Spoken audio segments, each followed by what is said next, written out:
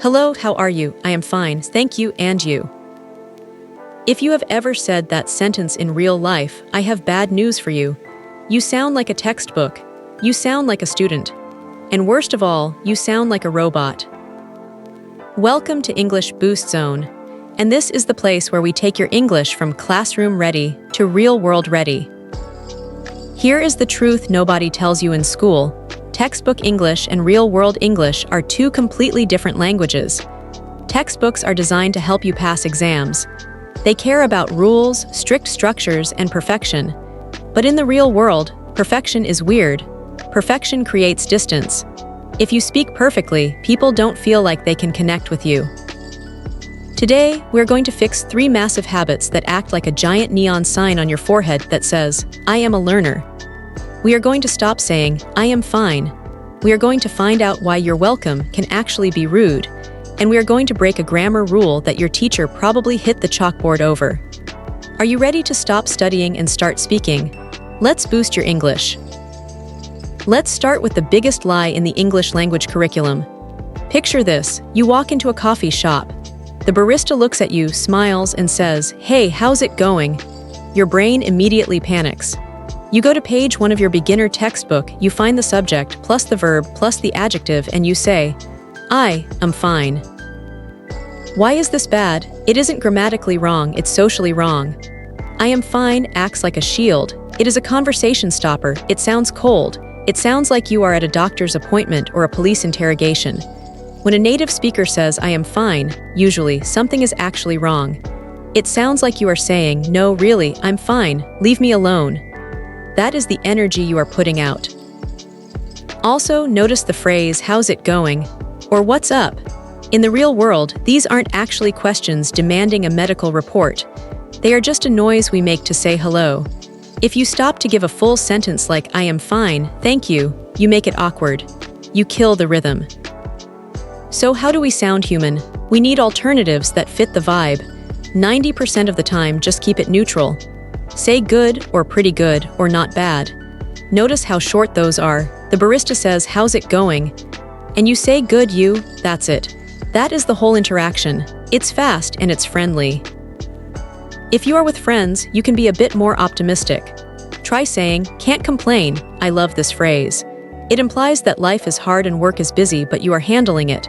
It makes you sound humble and easygoing. Or if you are tired and talking to a colleague, be a realist. Just say, hanging in there. It builds an instant connection because you're admitting you're human and tired just like them. So the next time someone asks, how are you? I want you to physically bite your tongue if you try to say, I am fine. Replace it with not bad. And just watch how much more relaxed the other person looks. Now let's move to something a bit more controversial. The phrase, you're welcome. You hold the door for someone and they say, thank you, so you say, you're welcome. Or you hand your boss a report, they say, thanks, and you say, you're welcome. Here is the reality check. In many cultures, politeness is about formality. But in English-speaking cultures, especially the US, the UK, and Australia, politeness is about minimizing the burden. When you say, you're welcome, with a serious tone, it emphasizes the favor. It sounds like you are saying, I acknowledge that I did something good for you, and you are welcome to receive my charity. It can sound arrogant or worse, sarcastic. Now if you save someone's life, sure, say you're welcome. But for holding a door or passing the salt, it's too heavy, it's too much.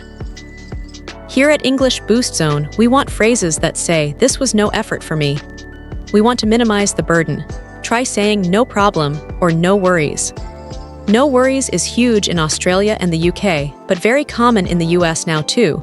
It literally means don't worry about thanking me, it was easy. Or keep it transactional and quick.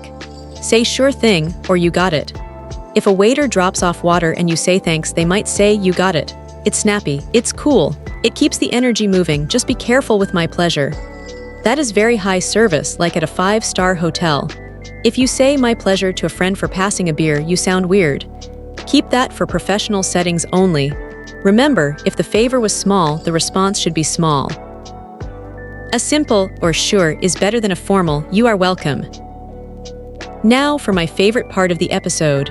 Let's break some laws. Your teacher told you to enunciate, to pronounce every single letter, to speak clearly, so you say, I am going to go to the store, do you want to come? If you say that fast, you sound like a robot. You sound mechanical. Native speakers love efficiency. We are lazy speakers. We blend sounds together to save energy. We don't speak in separate words, we speak in chunks of sound. There are 2 illegal words you need to start using today. They aren't slang anymore, they are standard spoken English. They are gonna and wanna. Let's look at that robot sentence again. I am going to go to the store. The English Boost Zone version is, I'm gonna go to the store. Notice that I am became I'm, and going to became gonna. Now the question, do you want to come?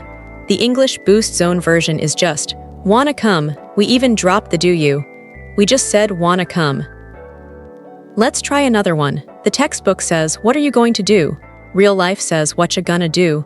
Listen to the difference in rhythm. The textbook is staccato, da-da-da-da-da-da-da. Real life is flowing, da-da-da-da.